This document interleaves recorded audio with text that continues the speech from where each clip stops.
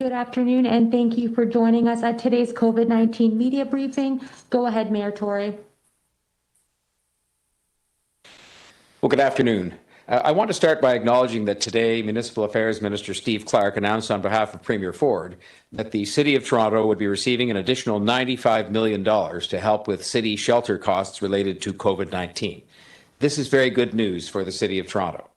This funding, announced today, will go towards the more than $663 million the City of Toronto is spending this year to safely care for and shelter our homeless population, to provide for an expanded shelter system with proper physical distancing and other COVID-19 protocols, and on outreach and support for our homeless residents. This is consistent with what we said from the beginning, which is that we wanted to set a very high standard indeed for caring for our most vulnerable populations throughout the course of the pandemic.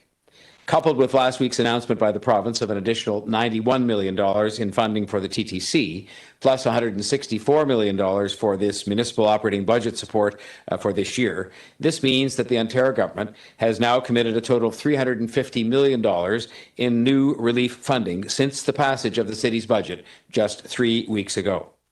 I want to thank Minister Clark and Premier Ford, Minister Bethlenfalvy, the Finance Minister, and Transportation Minister Mulrooney for further funding commitments and for their ongoing cooperation as we work together to battle COVID-19.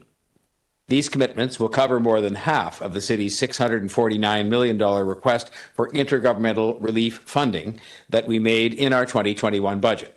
But we will need further funding from the other governments to address the remaining gap.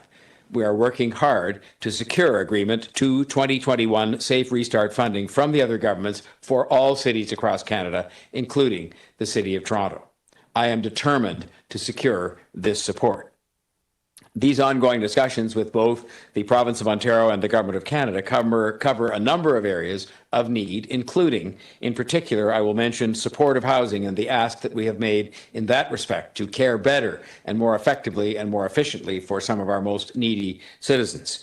But the additional funding announced today and last week, less than a month after the approval of the City 2021 budget by the Council, and the requested support demonstrate that all governments are working together to protect services and to keep capital projects and jobs on track. The City and its hospital and healthcare partners have now administered more than 211,247 doses of vaccines to Torontonians, including thousands of Torontonians 80 years of age and older. The effort to get shots in arms is continuing today, with 22 clinics open across the city today. As you know, we will have enough vaccine supply next week from the Government of Canada and the Province of Ontario to open 3 of the city's mass immunization clinics at the Scarborough Town Centre, the Congress Centre in Etobicoke, and the downtown Metro Toronto Convention Centre. These sites will be vaccinating people 80 years of age and over starting on March 17th, 2 weeks earlier than planned, and the earlier schedule was set based on the anticipated receipt of supply of vaccine. Starting this Friday, approximately 133,000 individual appointments for people ages 80 years of age and over will be available, with appointment dates between March 17th, when we start with these mass immunization efforts, and April 11th for the 3 initial clinics. I know people are eager to get the vaccine, and we want them to be able to get it as soon as possible for as many people as the vaccine supply allows. Chief Pegg will have details on how people who qualify can register to get their vaccine at the city-run clinics. What's important to know for people 80 years of age and over is that this Friday, you will be able to go to toronto.ca/COVID-19 to register for vaccinations to be offered at the megasites in Scarborough, downtown, and in the northwest part of the city. I want to thank the Government of Ontario for working with us to get more vaccine supply and for working so well with the city to make it possible for people to register for and schedule these important vaccination appointments.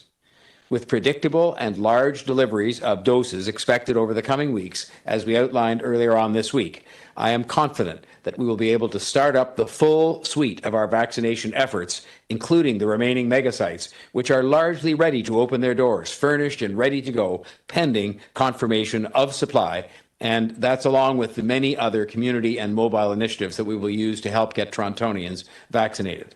We won't stop, nor will our hospital and healthcare partners won't stop until everyone who wants their shot has received their shot. Today, I'm also proud to announce that as part of the city's efforts to ensure every resident in every corner of Toronto can access a vaccine, that the city has released a call for proposals for $5.5 million in funding to go out to Toronto's community services sector to fund community agencies who will act as local lead agencies for vaccination efforts in 140 different neighborhoods. This campaign is expected to play a very significant role in phases 2 and 3 of the provincial vaccine process as vaccine supply increases. Community-based, not-for-profit organizations have an important role in building vaccine confidence and helping all Torontonians to access vaccines. They are a key part of our overall Team Toronto effort when it comes to vaccines. You have the hospitals, you have the community agencies, you have the mega clinics, you have all of these people working together, including on a very local grassroots basis, including with our mobile efforts. And this work is all meant to increase access to vaccination. It is meant to get right to the grassroots, to have familiar faces in the community, helping the residents of those communities to be fully informed as to the why, the when, and the where of vaccinations in their areas of the city. We want everyone to have access to vaccines and everyone to have all the information they need about vaccines so that they can make the right decision and get vaccinated. This work will build on Toronto's successful efforts to support provincial COVID-19 testing, for example, in hard-hit neighborhoods. This community mobilization and engagement campaign will be critical to ensuring that there is vaccine access right across the city. Through the call for proposals, the city is asking for expressions of interest from agencies with capacity and readiness to undertake the vaccine engagement work. Simply put, they will help us to help people make the right decision to get vaccinated, to inform them in advance of that, and then to actually help make it happen. Engagement lead agencies selected through the expression of interest will work collaboratively with the city and behavioral scientists to further develop coordinated engagement plans and to address gaps in reaching communities hardest hit by COVID-19 and the virus, and areas where there might be the greatest example of vaccine hesitancy. Plans will include door-to-door community vaccine outreach, multilingual communications to targeted populations, and facilitating easy access to vaccine clinics. The agencies selected through this process will develop a vaccine engagement team with anywhere from 4 to 10 members of those teams from community agencies that have the ability and have the experience of working with equity-seeking groups. They will reach out to groups across 140 neighborhoods, and further support will be offered to 280 community ambassadors that we talked about earlier this week, who will engage in outreach efforts as well. This is one more part of a comprehensive, well-thought-out overall plan to vaccinate 3 million people, to do it effectively, and to make sure that no one is left behind. The plan is comprehensive. It is founded on the social determinants of health, such as race and income and food security, housing and disability, so as to drive targeted equity action plans for the COVID-19 vaccine rollout. And it builds on the work of the city's COVID-19 Equity Action Plan and the TO Supports Plan adopted by the City Council in December of last year. I want people in our city, in every single part of our city, every nook and cranny, without exception, to get vaccinated, because the sooner we are all vaccinated, the sooner we can move beyond this pandemic. We are all in this together, and we all need to get vaccinated together. The virus took lives, cost so many people their health, closed doors, cost businesses, and cost jobs. The vaccine will save lives. It will open doors, it will open businesses, and it will lead to what I am confident will be the greatest economic recovery in the history of our city. And on that note of hope, I would like to ask Chief Pegg to give his update, a very positive update indeed, from the Immunization Task Force.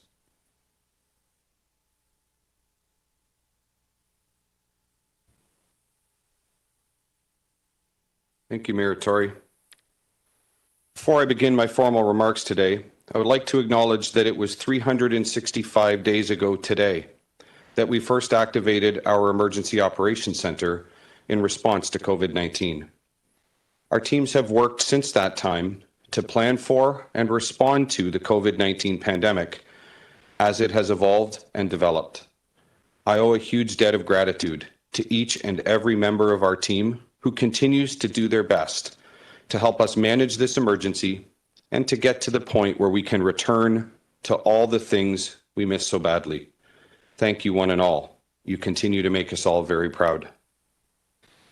As Mayor Tory announced earlier this week, on March 17, the following city-operated COVID-19 immunization clinics will begin initial vaccinations for Toronto residents who were born in 1941 or earlier: Metro Toronto Convention Centre, Scarborough Town Centre, and the Toronto Congress Centre. Beginning March 17th, these clinics will operate 7 days per week, from 11 a.m. through 8 p.m. daily. As you will recall, we were asked to bring the Metro Toronto Convention Centre clinic online in January as a proof of concept clinic. During the proof of concept operations, we had the opportunity to evaluate all aspects of clinic operations, including client registration and scheduling. As a result of unforeseen reductions in vaccine availability, operations at the initial proof of concept clinic were suspended after 2 days. In February, we again brought this proof of concept clinic online in order to administer the second doses of vaccine for those who received their first dose in the clinic in January. During the earlier proof of concept operations, we worked with the province of Ontario to pilot the developing provincial booking system. The complete provincial booking system will be fully deployed across Ontario on March 15th. In order to avoid delaying the upcoming launch of city-run clinic operations, I'm very pleased to advise that we have worked with our provincial partners to make it possible for eligible Toronto residents who are 80 years of age or older to schedule their vaccine appointments by leveraging the provincial booking system framework prior to the full system going live on March 15th. Beginning on the morning of March 12th, the province will once again bring our initial clinics onto the ongoing booking system pilot, such that eligible residents will be able to schedule their appointments for vaccination without delay. This builds upon our previous proof of concept operations completed in collaboration with the province of Ontario. I want to thank our provincial partners for making it possible for this to happen ahead of the full system going live on March 15th. These 3 clinics are opening 2 weeks ahead of schedule and in direct response to increased vaccine availability. Approximately 133,000 first dose appointments will be available in the booking system between March 17 and April 11 across the 3 initial clinics. This is in addition to the associated second dose appointments that will also be scheduled. Additional appointments will become available in the system after March 15th as we continue to expand clinic operations in response to the availability of COVID-19 vaccine. This achieves 2 important and shared goals. Firstly, this allows Toronto residents born in 1941 or earlier to schedule their COVID-19 vaccine appointment in one of the 3 upcoming City of Toronto operated clinic locations without having to delay the commencement of those clinics. Secondly, this allows us to introduce a larger volume of registration and scheduling traffic online within the provincial system in a methodical manner ahead of the launch of the full system on March 15th. While the call center functionality that forms part of the full provincial booking system will not be available until March 15th, eligible Toronto residents will be able to book their vaccination appointments online beginning March 12th. When the system goes online on March 12th, eligible residents will be able to access the booking system by going to toronto.ca/COVID-19 and clicking on a registration button that will be prominent on the city's website, taking you into the registration system where your eligibility for vaccination will be confirmed. You will need to enter the following information as part of the booking process: the information found on your Ontario Photo Health Card, your birth date, your postal code, and your email address and/or phone number. The provincial system will verify your eligibility to book an appointment for vaccination based on this information and will then take you to the scheduling system. You will then be able to enter your postal code to find the closest available clinic location, or you can choose to scroll through all the available appointment options. You will be able to see all of the available appointment dates and times, and will be able to select the available appointment that you prefer. You are free to select whichever available appointment date and time in whichever clinic you choose. Once you select and confirm your first dose appointment, you will be asked to select the date and time for your second dose appointment. Once you have selected and confirmed both your first and second dose appointments, you will receive a confirmation number and a QR code as a confirmation of booking. Your confirmed appointment information will also be sent to you via the contact information you entered when booking your appointment. Eligible residents are permitted to have another person book an appointment for them if they choose. You will not need to bring this information with you to the clinic on the day of your appointment if you would prefer not to, as our clinic staff will be able to locate your appointment in the COVAX system by looking up your information when you arrive on your scheduled date and time. The system will not permit anyone to schedule multiple appointments. You will only be able to schedule one set of first and second dose appointments per person. As a reminder, the call center functionality that will be included with the full provincial booking system will not be available until the full system comes online on March 15th. We estimate that on average, you should expect to be inside a city-operated immunization clinic for approximately 30 minutes, from the time you begin the screening and check-in process until you are vaccinated and have completed the after-vaccination observation and care process. As soon as additional vaccine supply permits, we will bring additional clinics online, with the goal of having all 9 of our city-operated clinics up and running as very soon as possible. Once all 9 clinics are up and running at planned capacity, we will be able to administer more than 500,000 doses of COVID-19 vaccines monthly in the city-operated mass immunization clinics alone. In addition to the 9 city-operated clinics, more than 350 additional clinics are planned across the city, including clinics operated by hospitals, Ontario healthcare teams, community healthcare partners, and pharmacies. Also, as soon as vaccine permits, primary care providers and family doctors will also be able to administer COVID-19 vaccine. This is truly a Team Toronto effort, with all of the partners working together to get us all vaccinated as soon as possible. I want to be clear that only Toronto residents who were born in 1941 or earlier will be able to book appointments at this time.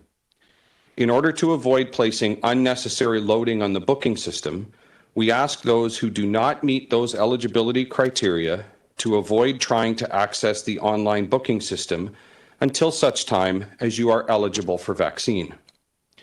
This will help to ensure an efficient and effective booking process for everyone as we move forward. If you already have a confirmed vaccine appointment in a hospital-operated or healthcare partner-operated clinic, you do not need to schedule anything further, as your appointment remains confirmed.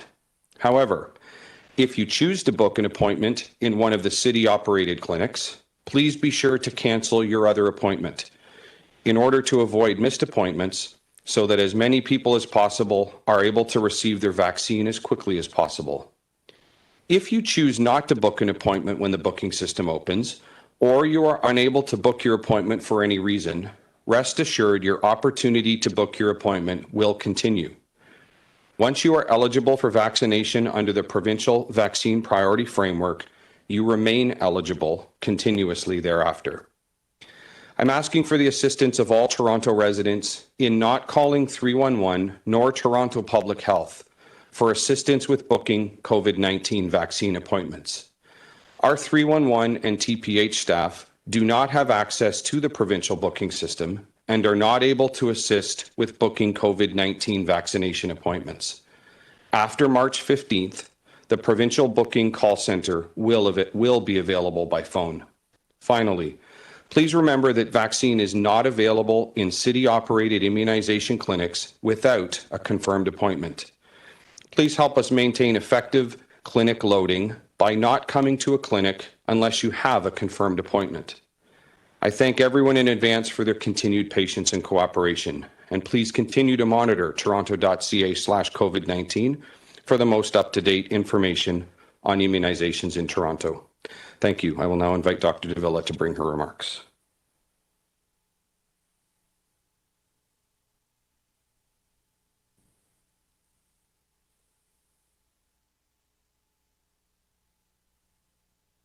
Thank you, Chief Pegg, and good afternoon. Today, I am reporting 473 new cases of COVID-19. 264 people are in hospital, and 53 people are in the ICU. I'm sorry to have to report an additional 4 deaths today. You've just heard from the Chief about clinics that the city is going to be operating starting next week. And today, our hospital and healthcare partners are working to operate approximately 22 clinics to vaccinate priority groups throughout the city. So while we are doing everything possible to vaccinate Toronto as quickly as possible, I want to thank Torontonians for continuing to follow public health advice and urge you to continue doing so. These steps for self-protection are as important as ever as we continue to see concerning growth in cases with variants of concern, which spread more easily and cause more severe illness. To date, 2,327 cases have screened positive for mutations. The majority of confirmed variants continue to be the highly infectious B117 variant, also known as the UK variant.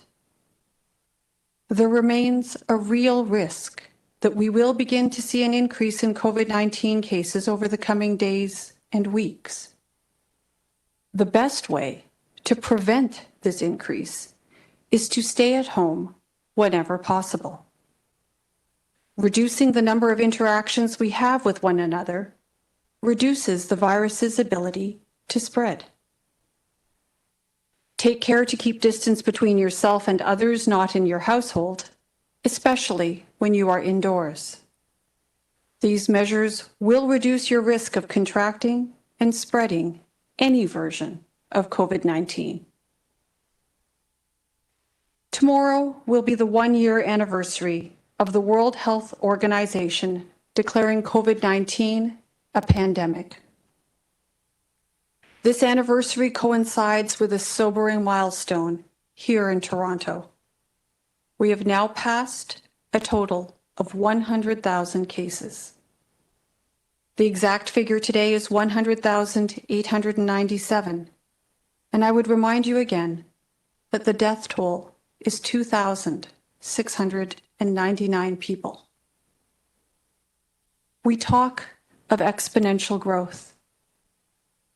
Perhaps we can think for a moment in terms of exponential loss and suffering, because there is no way to fully account for the number of family and friends that one life connects with.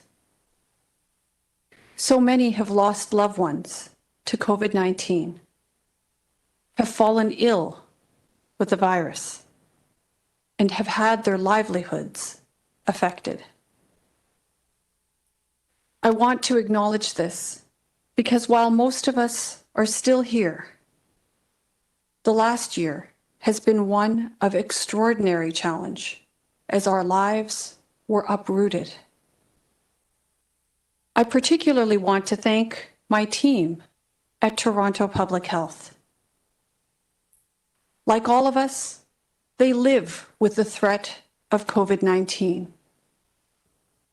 Their work revolves around the virus again and again, all day, every day. And given the significance of the response required, it is common for people at Toronto Public Health to work 10 and 12-hour days, 7 days a week. Because of the pandemic, Many of them find themselves doing jobs entirely outside of their regular work. Nonetheless, I have seen them take up the work and press through it, past the point of exhaustion, in the face of relentless demands and scrutiny, and now under the pressure to deliver vaccinations through all the channels we're speaking about. Public health is the work they wanted to do as a career, but the demands are above and beyond almost every working minute, and I cannot thank them enough for taking up the challenge for all the people who call Toronto home. In all this, we see the resolve and the resilience of all Torontonians. We have learned a lot about ourselves as individuals and as members of our communities, about what we truly value and what really matters. Things like personal connections, such as a warm embrace from a loved one, or a meal with family and friends. And in many cases, we've learned how much we miss not things, but people and experiences. It is heartening then to realize how close we are getting to having those things back, which is why all of us at Toronto Public Health are committed to rolling out the vaccine as quickly as possible. As we do so, we continue to ask you to stay home, and when you leave the house, to wear a mask and to practice physical distancing. This will help us combat the increases we're seeing in variants of concern and will help us to protect those who are not yet vaccinated. A lot has been asked of you in the past year. The truth is, more will be asked of you yet, but it is in order to move beyond a past in which we had little choice, toward the future we all want. With that, I'll now turn it over to Lavin so we can take some questions. Thank you, Dr. Davila, Mayor Tory, and Chief Pegg. We'll now start the media Q&A. As a reminder, it's one question, one follow-up, and please unmute yourself when you're called upon. First up, we have Dave Woodward from 640. Go ahead, Dave. Thank you very much. Mayor Tory, you said this morning you were hopeful we could be moving into the red zone before too long. But looking at the numbers, it appears that Toronto is still pretty far off of the threshold to move out of the gray lockdown and into the red control zone. So my question is, are you considering changing the criteria you look at before asking to be moved into the red? And if so, how will that be determined? Well, in the end, the thresholds that determine what category you're in under the provincial framework are set as part of the framework itself. So there is a threshold for going into red that is there now.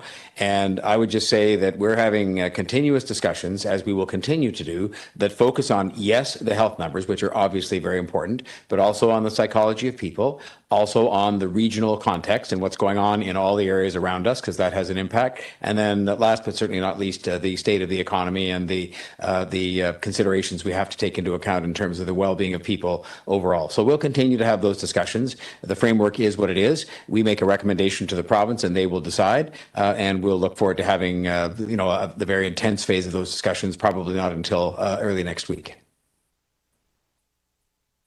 Okay, thank you. My next question for Dr. Davila.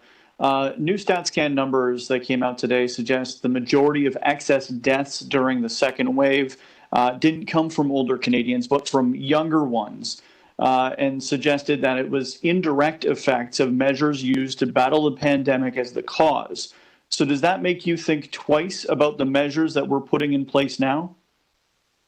I think we're constantly evaluating, our measures the actions that we take and the impact that we're having in terms of controlling COVID-19 and any other impacts associated with those measures taken. That's simply responsible public health practice. But I would say this, every action that we have taken has been guided by the best available science, by the data we see on the ground, and certainly has all been with the clear objectives in mind of reducing the negative impact of COVID-19, saving lives in particular, ensuring that we protect our healthcare system, and trying to protect our society as well from the broader health and social impacts related to the COVID-19 pandemic. So we will continue to do that on an ongoing basis. We'll continue to study those numbers, and we'll adjust our actions in accordance with those numbers. Next up, we have Natalie Johnson from CTV. Go ahead. Hi, everyone. I think I heard you say that when people are able to book on the city site for a mass immunization clinic beginning this Friday, they'll also be able to book the second dose appointment. I'm just curious what dosing interval you're planning for that. Thank you. Yes, you're correct. In fact, not only will someone have an opportunity to book their second dose appointment, when someone accesses the booking system and books their first dose in a city-operated clinic, they will be required, as a functionality of the system, to book their second appointment at the same time. That is, those parameters have been set in the system in accordance with the provincial dosing provisions that have been set out for us. And my understanding is that that is based on an interval of 110 days plus or minus 5 days, if I understand that correctly. Thanks very much. Natalie? That's good for me. Thanks. Okay, thanks. And then next up, we have Denise Pegg-Lewan from Canadian Press. Go ahead. Hi, thank you for taking my question. The Ontario government announced today Toronto will be part of this initiative of having doctors contact patients to book appointments. And this is for the Oxford AstraZeneca vaccine. I'm wondering if you can information about this for Toronto. Sorry, Denise. I think you were asking for specific information about the AstraZeneca pilot with primary care providers in Toronto. Yes, so for residents 60 years old to 64 years old. Yes, so this is one of the many new programs that's being announced. It is in its early phase. It's a pilot project and undertaking. Again, our goal has been to try to work with all of our partners, our provincial government partners, community partners, healthcare partners, hospital, all players involved in vaccination administration to ensure that there are as many options as possible to provide vaccine to the residents of Toronto in as efficient and effective a manner as is possible. So this is a new announcement. I believe that there are a number of particular primary care practices who are engaged in this pilot undertaking. They will be providing that AstraZeneca vaccine to a select number of patients to whom they will be offering that vaccine. And you're quite right, Denise, they are in that age group 60 to 64 years of age. So we'll look forward to seeing how that pilot unfolds, learn from it, and from there, hopefully expand efforts with vaccine administration so that we can achieve that goal of vaccinating as many Torontonians as quickly as possible in the most efficient way as is possible. Thank you so much, Dr. Davila. And just a follow-up on that, Mississauga Mayor Crombie actually tweeted that they will have 8 primary care providers, partners who will administer this. I'm wondering if Toronto has a number for how many offices or sites you're planning to do for this. So I believe this is something that was negotiated between the province and certain primary care providers. If I have my numbers correct, I believe it's 11 primary care practices that will be participating in this pilot to start off with. But hopefully we'll see that number grow thereafter. Next up, we have Matt Bingley from Global. Go ahead, Matt. Hi, good afternoon. My question is for Chief Pegg. Just in relation to the use of the provincial website, I'm just wondering if you can take me through the genesis of how this actually worked and how you've been testing it and what concerns, we've seen in BC and also repeated warnings from the province today, repeated warnings about the threat of the website crashing due to demand. I'm just wondering what assurances you've received that we're not just being set up for failure here. Sure, thank you. So the genesis of where we are today and where we will be beginning on the 12th actually date back all the way back into late December, and then of course culminating with early January when the province of Ontario asked the City of Toronto to accelerate the opening of the first clinic under a proof of concept operation, and that, of course, that was at Metro Toronto Convention Centre. So during the course of those operations, we were also asked to evaluate all aspects of clinic operations, including scheduling, and we undertook that. That, of course, ended before any of us would have preferred to see it, ended after 2 days as a result of a shortage of vaccine. But we brought the clinic back online and stood the proof of concept back up in February again, assessing clinic operations and assessing the scheduling and the COVAX system that runs for managing all aspects of clinic operations. As a result of that experience, Matt, we were able to provide some very significant feedback back to the province, and it became very clear at that point in time to us, based on the size and scope and complexity of operating this type of operation in a city as big and complex as Toronto, that the only recipe for success, if you will, is to operate on the basis of one centrally coordinated booking system. And of course, that is exactly what the development of that is what has transpired. We have been in regular contact with them and in contact throughout. And while I can tell you that, and with my deep appreciation, the province has accelerated, as have we. We've all accelerated to launch these clinics 2 weeks early. The province has matched that and are bringing us back on that proof of concept. We heard General Hillier say earlier this afternoon, acknowledging that this is an unprecedented, we've used that word a lot, this is an unprecedented lift in all aspects of managing the COVID-19 pandemic, and unprecedented from the standpoint of the amount of resources that need to be coordinated, and then more directly to your question, the amount of resources and the functionality that needs to be effectively managed and withstood by any system. The process, I have every confidence. I know that the process engineers have evaluated fully. It has been tested to the full extent that it can. And I'm excited about the fact that bringing us back onto the proof of concept now allows us to introduce increased demand, increased loading onto the system, which is going to be very beneficial, not only for our use, but for observation and evaluation and the consideration of our provincial partners as we all move towards March the 15th. So I commend them. They have certainly my thanks and the thanks of our entire city for bringing us back onto the proof of concept. And I'm eagerly awaiting the launch or the arrival of March the 12th and getting us through to the commencement of our next set of clinic operations. Could I just clarify before I ask my second question, was the booking system that you were using in January and February, was that the same website that you'll be using on Friday? Not exactly. So, of course, at that point in time, the booking system was still being developed. It was based on the same foundation and, of course, directly connected and feeding into the COVAX system, which is the overarching platform. In January, we were testing, I would say, various versions and various different functionalities that continued in February. And all of that has resulted in the refinement and the final decision and launch, imminent launch of the provincial booking system, which we've had the opportunity to be walked through what that functionality is, Dr. Davila and I, as recently as last night. And I can tell you it looks fantastic. I'm really excited about the functionality.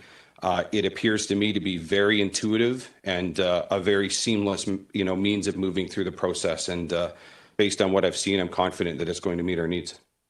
Okay, I'll keep this one really, really quick. I'm just wondering how long you're planning on actually using the city portal to guide people there, and if just for simplicity for people who are in that demographic, if you might think about just actually keeping that tab just to guide people to the right spot. I would say that's a distinct possibility, Matt, and we're working with all of our communications professionals, and certainly led by strategic communications here for that very purpose. So one of the things that we will evaluate over the next number of days is the customer experience, if you will, and that access. And I can tell you that we have a team of people right now working on making sure and doing everything we can do to make this as seamless, as streamlined, and as clear a process as possible. So I would say nothing has been determined, nothing is off the table, and we're certainly looking at every option to make it as seamless and as easy as possible. Next up, we have Ali Chesson from CBC. Go ahead. Thanks for this. It does seem like we are on the cusp of a third wave, considering where our numbers are and how we now have a field hospital being built to accommodate at Sunnybrook. I'm wondering what else the city is doing to prevent a third wave and whether we realistically still can.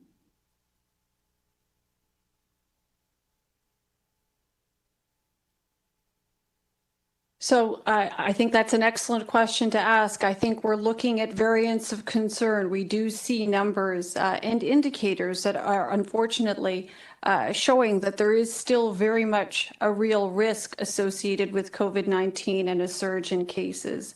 This has certainly been the experience in other jurisdictions. But I take heart in two things. One, even with variants of concern, we know that distance works. So the self-protection measures that you've heard me speak about for now many, many months, if not the last year or so, they actually do work. So to the extent that Torontonians can continue to stand behind those measures and practice those measures, we actually have a great deal of power within our own hands to control the situation. We've seen Torontonians do this before. I know it's tough. It's been a long, long year, but just a little bit more. And, we can actually see hope on the horizon. That brings me to my second point. We've been talking about now, for the last several minutes, the promise of vaccine and the ability to roll that out in multiple venues, the most prominent of which we've just spoken has to do with mass immunization clinics that the city is undertaking, just a few short days away. And we know that the vaccines are incredibly effective. I've spoken about what we have seen within the context of our long-term care homes and our retirement homes, where vaccines have been delivered and have had the opportunity to provide their effect. We've seen the same effect in other jurisdictions all around the world. These are very effective vaccines. So taking those two things together, I think we still have much opportunity and power to control our own future. It is very much in our hands. And I would just encourage people to continue to practice those self-protection measures, to get the vaccine as soon as their turn becomes available. And then we can all get back to the kinds of lives that we would like to return to, or at least life a little bit more like it was before COVID-19 became part of our lives. Okay, thank you very much. My follow-up question is actually for my colleague Greg Ross, who's working on the shelter funding story. Mayor Tory, I know you touched on this at the beginning, but can you provide any more specifics on how the $94 million will be spent specifically to prevent shelter outbreaks? Well, it really just finances our overall efforts with respect to shelters. And the number one way in which we have tried to prevent and minimize outbreaks is through distancing, like Dr. Davila said. So that has involved thousands of people, literally thousands of people over the course of the pandemic, and it continues up to this day, to be moved into other facilities, including hotels, because there were only so many shelter spaces we had available, in order to make sure that they could keep distance from one another that would minimize the spread of the disease. And we've furthermore gone into now looking at Toronto community housing suites and other kinds of things that are going to allow us to accommodate people in a proper manner with proper supports, but also to be distanced from one another. So really, the provincial money is helping to compensate us for those kinds of expenses, as well as things like PPE and disinfection and other expenses we've been put to as a result of being in pandemic times. And it will be very well used in that regard, and is still very much needed because the responsibility to do that and to keep people properly distanced and safe is still upon us with regard to the people experiencing homelessness. Next up, we have Scott Lightfoot from CTV. Go ahead. Thanks, Levin. Question for Dr. Davila. This is the first of hopefully many nice days as we enter spring and summer. Right now, the public health guidelines say to people that if they're going outside, do so by yourself or with people from your own household. I'm wondering if there are any plans to adjust that to allow for some outdoor socialization if people follow the given protocols that we've been told for the past year. I know in BC yesterday, they said as early as this weekend, they might be suggesting that people feel comfortable to visit with family or friends outdoors, provided they follow those distancing guidelines, masking protocols and such. So I certainly think that that's a possibility, and I would imagine that that's a subject of conversation at provincial tables. Again, that kind of advice is probably best proffered at a provincial level rather than, having different guidance occurring at different jurisdictions locally. I would say this, though. No question. The risk of transmission of disease is certainly lower when we're talking about outdoor space, but it's not zero. So by all means, it is definitely safer within the outdoor environment. It is a safer place for sure to socialize in respect of reducing the risk of COVID-19 transmission. It does not bring the risk down to zero, of course. And the best thing to do for now is to continue to maintain that distance as much as possible, particularly when we're talking about interactions with people with whom you don't live. Wear your mask as much as possible, wash your hands, all the good self-protection measures. They're really, really important at this point in time. And finally, when your opportunity comes to get vaccine, please go and get that vaccine as soon as you are able. All these actions taken together are the elements that will get us to the other side of this pandemic and to a life more like the one we used to know. And just to follow up on that, you mentioned the vaccine thing. By this spring and summer, the majority of people will not have had access to the vaccine. So do you predict that this spring and summer will be very similar to last spring and summer? Or do you think that given what we now know a year into this, that perhaps the guidelines could be a bit different, or perhaps you would take a harm reduction approach rather than telling people not to do things outdoors, not to gather outdoors, just to sort of do it in a safer way? Well, I think within the realm of public health practice, we're always trying to do what makes the most sense based on the evidence and the available data. But we also have to recognize that, we are at a different point. And as the mayor has commented, the psychology of the people is very different, now over a year into the pandemic relative to where we were last summer. So, I'm hoping that as vaccine supply becomes more available and as those of us around the province who are now able to start vaccinating members of our communities in larger numbers, that we're able to really ramp up those operations and get vaccine into arms as quickly as possible. So, the real hope is that we get vaccine out quickly, that we have a good summer, that nice weather comes so that allows us to be able to enjoy the outdoors, and hopefully we will start to see life look a little bit more like it used to in the past. Next up, we have Francine Copin from the Toronto Star. Go ahead. Good afternoon. My first question is for Mayor Tory. When you talk about bringing Toronto into the red zone, what kind of timeline do you have in mind? Well, I have deliberately stayed away from naming timelines because I think what you don't want to do is create expectations that won't be fulfilled. And you don't want people to be taking steps, say, in businesses to be buying things or calling staff back on the expectation a certain date is going to be met. My answer would be as soon as possible. And it's why I've said repeatedly, we have these discussions on a continuous basis. And I think it is important, provided the health numbers give us a foundation to work with, that we keep moving forward in a positive direction because of the psychology of the people, because of the regional considerations we have, because of the economy, but obviously driven principally by the state of the healthcare and health situation.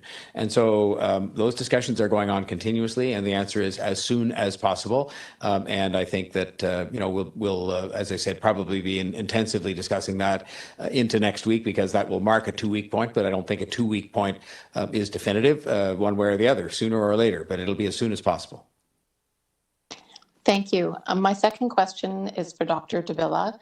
If we should find ourselves in a third wave, will we have to look at closing businesses again? Francine, I will tell you this. We will do everything we can to avert a third wave. I think that's our commitment to the people of Toronto. And my ask of the people of Toronto is to also participate in their very best efforts to continue to practice the self-protection measures and to keep distance, to wear their masks as much as possible, to wash their hands, all the good measures we know that reduce the spread of COVID-19. I think if we all do that together and allow for vaccines to roll out and have their impact, that's the very, very best that we can do to avert and avoid a third wave. What measures might be required, I think will all be determined on what we see, by what we see, I should say, on the ground. I don't want to commit to a particular course of action or a set of actions. I think we're very much learning. This is a unique phase of the pandemic. It'll be interesting to see what other jurisdictions around the world are doing themselves. We have committed to apply the best available science and the local data in order to inform our decisions. We'll continue to do that. So, Francine, my plea and my first choice is to do the best we can with the actions that we know work in order to avoid that very difficult situation in the first place. Next up, we have Tina Yazdani from City News. Go ahead, Tina. Hi, thanks for taking my questions. The mayor mentioned earlier that thousands of shots have gone into the arms of 80 and older residents. Do we know how many thousand? And also, what do you say to residents who are frustrated that they're seeing other regions getting the shot like by the thousands into the 80 plus population, but here in Toronto, it just feels like this city is falling behind? So at last count, I don't know that I can give you an exact figure, but I can say that it's certainly over 30,000 80-plus-year-olds who've been vaccinated in Toronto to date. And with the announcement of the clinics that we've provided for, I expect that number will go up quickly, and it continues to grow because there are people within that age group who continue to be vaccinated with the available supply through our hospital and healthcare system partners. The issue for now has been one of vaccine supply. So the kinds of announcements that you've heard us talk about today are announcements that can be made in respect of standing up mass immunization clinics now that a more stable and more voluminous supply of vaccine has been announced and made available. So I can't tell you enough how much we're looking forward to being able to vaccinate our residents, starting off with those who are 80 plus years old, but then to continue on to vaccinate the rest of the population as soon as is possible. And can you clarify why the city is waiting another week to open those clinics? I know it's a supply issue, but my understanding is that shipments are coming in this weekend. So why do we need to wait until the 17th? Why not just get those clinics up and running? Is it a logistical issue, or if you could just clarify? I will make the dangerous move of speaking on behalf of the chief. But as I understand it, we're not actually expecting the supply for, that allows us the opportunity to operate the clinics until early next week. Hence, we're starting the clinics on the 17th. You want to make sure that you actually have vaccine. I mean, this is the fundamental for a mass immunization clinic. We're set up, ready to go. What we need is vaccine, and we'll look forward to receiving that vaccine so we can start operations there once we're sure that we have that supply available. And our last question goes to Nick from CBC. Go ahead, Nick. Thanks. For Chief Pegg, please. Do you have an update yet about when we could move to a 24-hour schedule at some of these clinics? Thank you, Nick. The update is really as it has been really from the start, and that means we are in the early stages now of standing up our network of what will ultimately be 9 City of Toronto operated immunization clinics. We're opening the first 3. Our goal shortly thereafter, as very soon as vaccine availability permits, will be to open the remaining 6. And then again, all consistent with available vaccine, to scale up the operation of each one of those clinics until we're running at maximum, the maximum what we call throughput, or the maximum capacity of each clinic. When we are at that point, we will be delivering in the city operated clinics roughly 500,000 doses every month. At that point in time, once we're at all 9 clinics open and operating at maximum capacity, then we will be at the point where having the conversation and initiating the conversation with our immunization task force command team about expanded hours of operation and potentially transitioning to 24-hour operations, it makes sense at that point. Until such time as we have all 9 clinics operating around the city, providing as equal and open access to all of our residents as we can possibly do, those discussions would be premature. So we're still in the process of getting going. Like I say, at the point when we're 9 clinics operating at full planned capacity, that's the point we need to have those conversations.